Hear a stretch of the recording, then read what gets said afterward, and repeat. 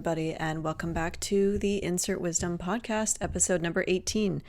That's right, this podcast is officially an adult. I think in this episode, I'm going to be talking all about letting go and how this morning I woke up and I had the thought flash across my head, you know what? I think I'm learning how to let go.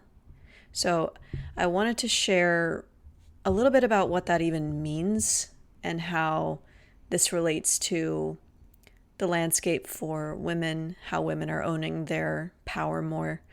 But first, I want to talk about a couple things. Some housekeeping, perhaps.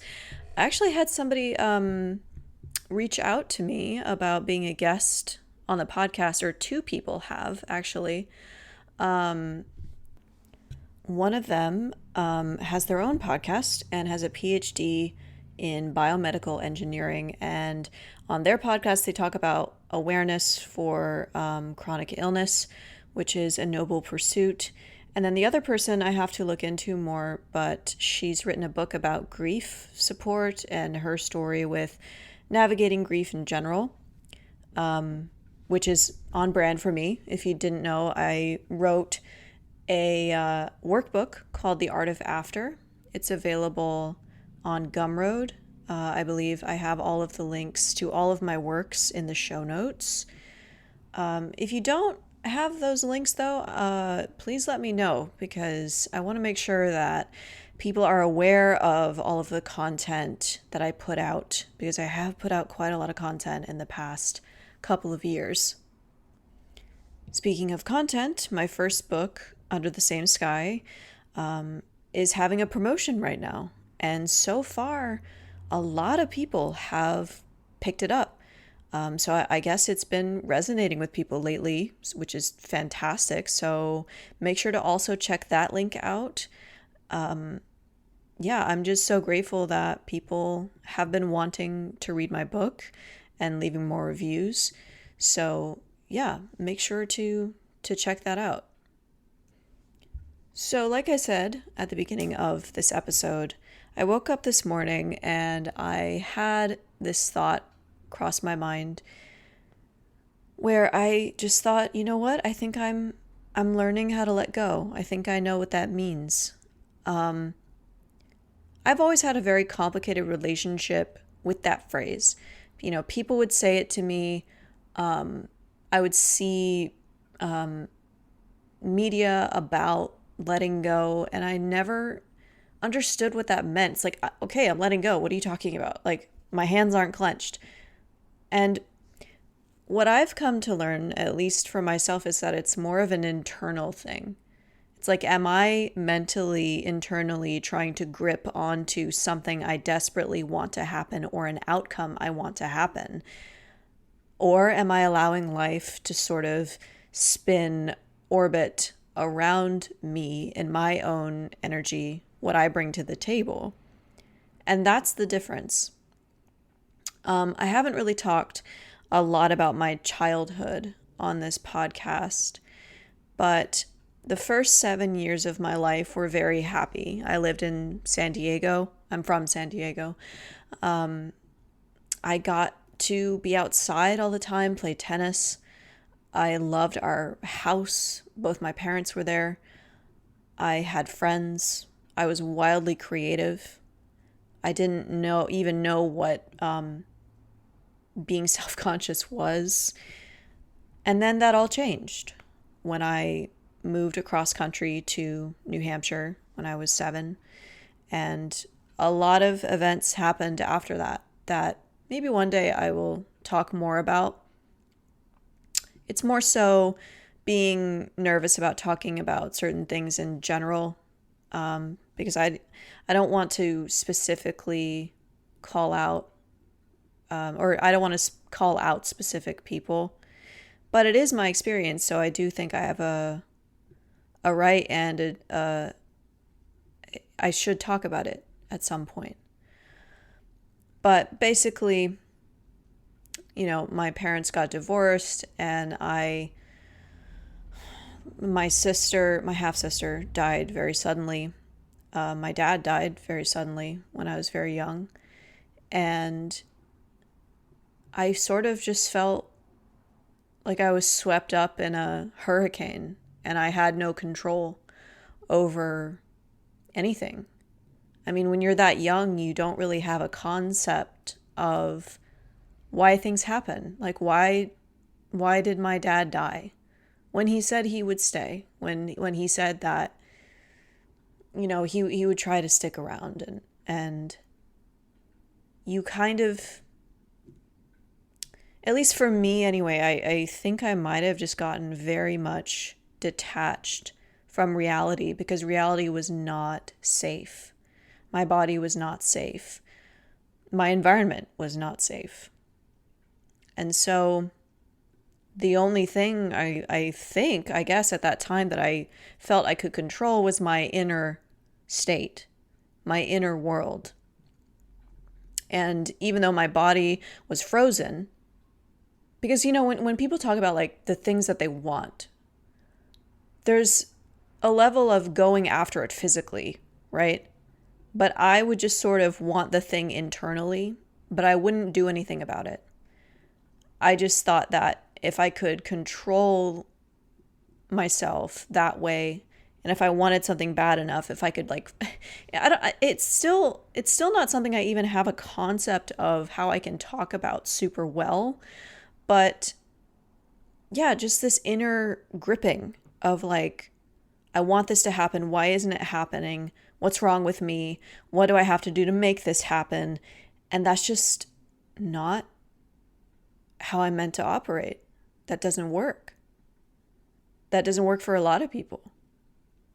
I know that I talk a lot about human design on this podcast, and I'm sure there are plenty of people out there who roll their eyes at it, but it is one of the systems in my life that has given me some scaffolding to understand my own energy and the way that I operate. So hopefully you will humor me with that.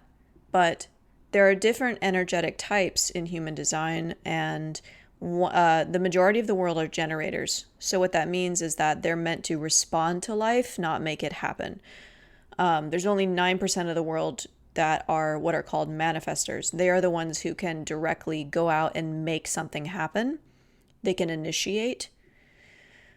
And I think that's why there's a lot of frustration in the world, because so many people are just off of their own energy. They're off of what actually works for them, which is why I talk all the time about knowing yourself and working from there. Because what I've learned, at least in holding on to these realities that like, I want this to happen, why isn't this happening? All that has done has created a tremendous amount of grief and frustration and wondering, what is wrong with me? Why isn't my life the way that I want it to be? And there are other reasons for thinking like, well, what is wrong with me? Why isn't my life better? The truth is that there's nothing wrong with any of us. There's nothing wrong with you. There's nothing wrong with me. Don't take this to an extreme and say, well, what about, I don't know, Stalin? Wasn't there something wrong with him? Just chill, okay? We're not talking about the extremes right now. I'm talking about the people who feel like they have something to give in the world. They are dissatisfied with where they are.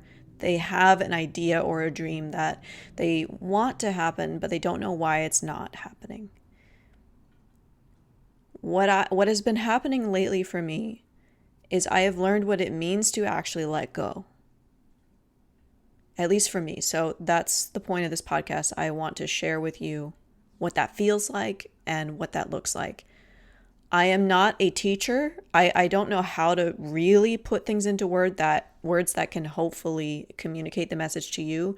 But this is me doing my best with that, because I know this is a topic a lot of people are like, well, just tell me how to do it. Okay, take a breath, all right?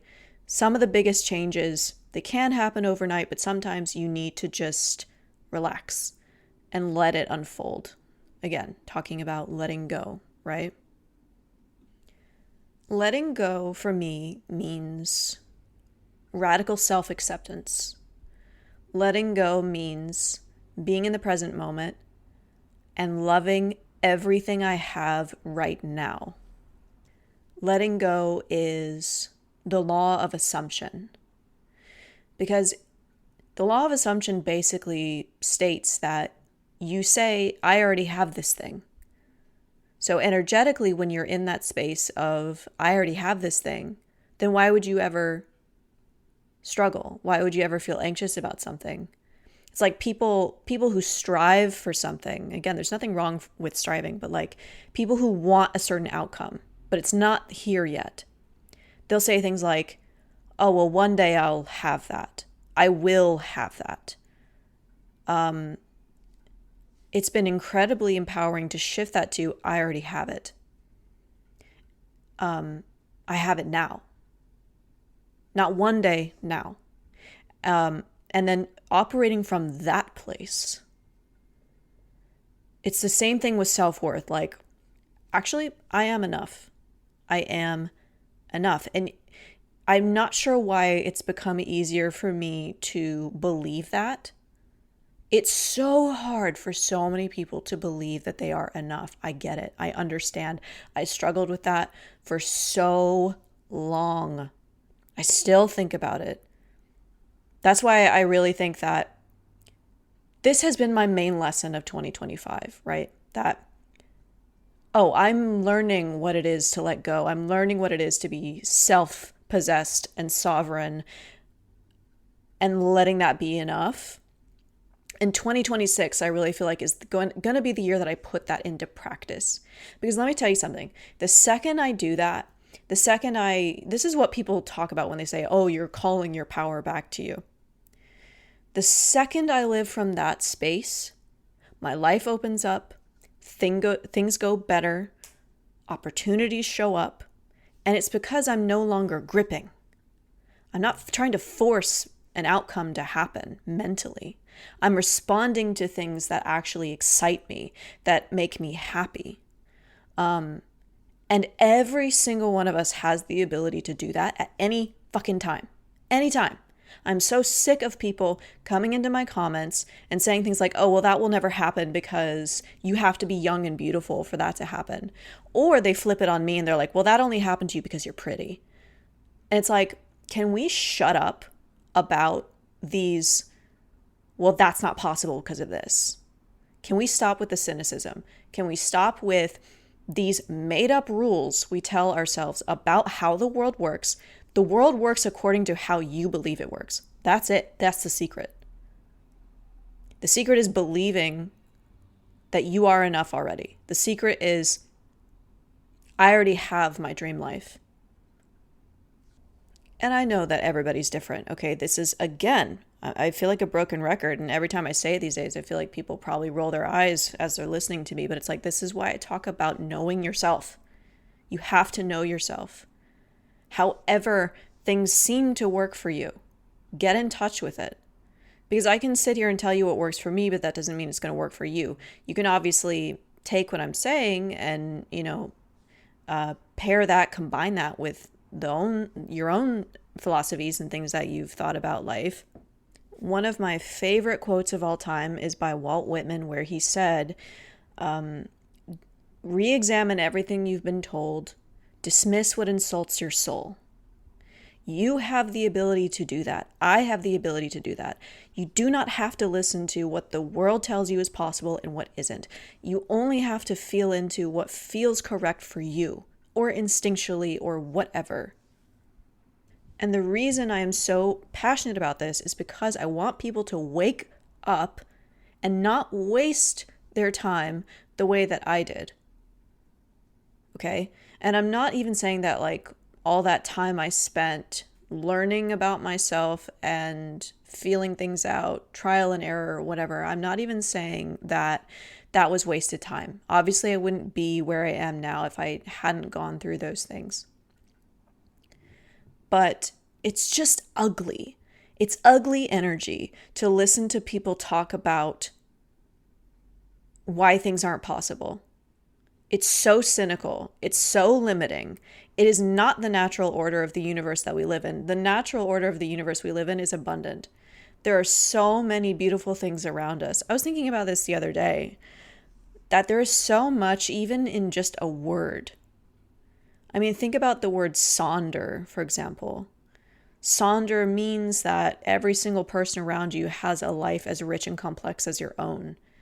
Imagine how many works of art that could inspire, or a poem, or anything really. And yet, because there's this information overload, we're constantly being bombarded with so many things that we should care about, so much rage bait and whatever. We forget that. We forget that abundance is the natural state of the world that we live in. I mean, look at a tree, right? Like, how many hundreds of thousands of leaves does a tree have? That's abundance. But no, people want to focus on, oh, well, you're not abundant. That's not abundance. Like, money's abundance. Happiness isn't abundance. Being self-assured and powerful isn't abundance. Yes, it is. And again, that's what I mean about these definitions and limitations that we put on ourselves. They're all bullshit. I need people to understand that. That is what letting go is, in my opinion. That this shucking off of anything that doesn't speak to you, and allowing life to move through you, and using the law of assumption. Like, I already am the best version of myself right now. I already have everything right now. And that could obviously apply to material things, but the very act of being alive in general is a miracle. Just sitting in that, knowing that I'm here right now, that is enough. I personally don't feel like I have to put my energy into things that I don't care about. And that's, a huge thing with social media. It's like there's endless things to respond to and engage with. But that has been another act of letting go for me, has been, you know what? Actually, I don't have to understand everything or everyone. I can curate my life now. I can wake up in the morning, have the matcha that I love, have the breakfast that I love, only interact with people who bring something to me. They make my life better. There's mutual love and respect. Same thing with content. Like, I only taking in certain content because I love it, or it educates me, or something, So much of my life has been about trying to justify my existence. Or if I just knew how to explain things better, people would see my value and my worth. Which is, again, that's bullshit. I don't have to explain things unless I want to, unless it speaks to me. I already am enough. I am already powerful enough, creative enough, beautiful enough. And so is everyone listening to this episode. Every single one of us is here for a reason. To express something, transform something, create something. Even if it's just something that the world thinks is small, like enjoying a cup of coffee on your balcony. That is purpose too. Just as, what Taylor Swift's doing is her purpose, right? Which I guess this is a good segue into that. But she got on Stephen Colbert last night, and she was talking about how, let me just pull up the quote real quick. Yeah, there are corners that are like, give someone else a turn. Can't you just go away so we can talk about how good you were? And I'm like, I don't want to. I am so glad that Taylor Swift is who Taylor Swift is, because we need more of that self-possessed, powerful sovereignty that she exudes on a daily basis. And in these interviews that she gives, and she knows who she is, she has ambition, and she's not apologizing for it. Those are traditionally, quote unquote, masculine traits. Feminine traits are expected to bend. They're expended. Oh my God. They're expected to shrink and shift and change, right? Which obviously she changes a lot with all of the different eras that she's had to reinvent herself with. The same expectations are not put on men. I've never heard of a male artist being asked to step aside so the other male artists can have a chance. No, it's only done with female artists. And if anything, it ought to just inspire other female artists to work harder and to step their game up instead of bitching about the fact that the woman who has given her life to be where she is there because she wants it, because she believes she has a right to be there, because she believes that what she has to offer is enough and she has a right to be heard. Again, we're talking about beliefs here. That's what I'm trying to say. And hopefully I haven't said it too often so that you feel like I'm trying to beat you over the head with it. But I just loved that interview so much. So many women out there would have hemmed and hawed and apologized for their presence, or they would have been like, oh, you know what? Maybe they're right. Maybe it is time for me to step aside. And Taylor is out here saying, no, I don't want to.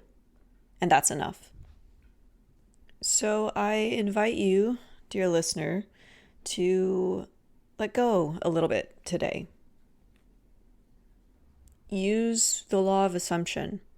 Say to yourself, I already have every single thing I could ever possibly need within me right now. And watch how you move throughout your day, how that informs your interactions, how you feel about yourself. I promise you, it does make a difference, especially when you believe it to be true. As always, I love sharing my thoughts and my stories here with you. If you would like to submit your stories or your thoughts or anything in general, you can reach me at insertwisdom@gmail.com. Please use it.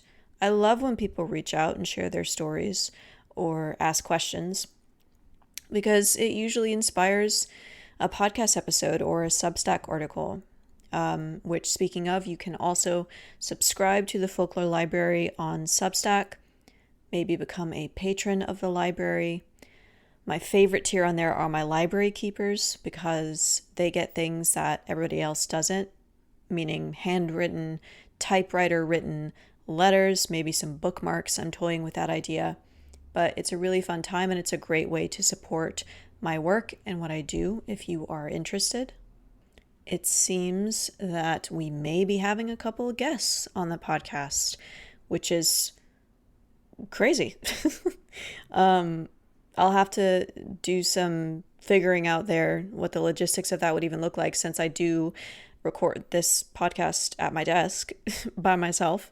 So I don't even know what that would look like, but we can certainly give it a shot. So thank you so much for listening. I hope that this episode was helpful. We're wrapping up 2025 now.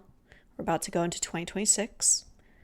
Let 2026 be the year that you are the best version of you yet. I know that that's what I will be doing. So, thank you so much for listening, and I will talk to you guys in the next episode. Goodbye.